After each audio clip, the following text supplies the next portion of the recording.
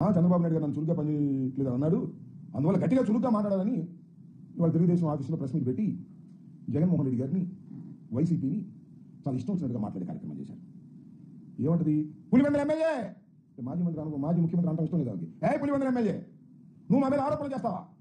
36 హత్యలు జరిగాయని చెప్తావా? మరి అదొక హత్యల లిస్ట్ నాకు, లేకపోతే నీ మీద కేసు పెడతా.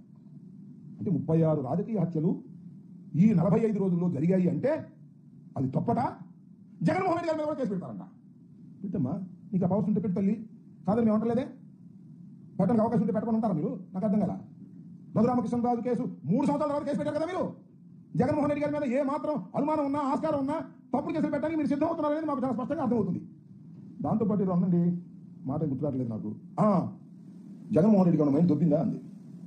ఎవరు అన్న తెలుసా? హోంమంత్రి గారు, మహిళా హోంమంత్రి గారు.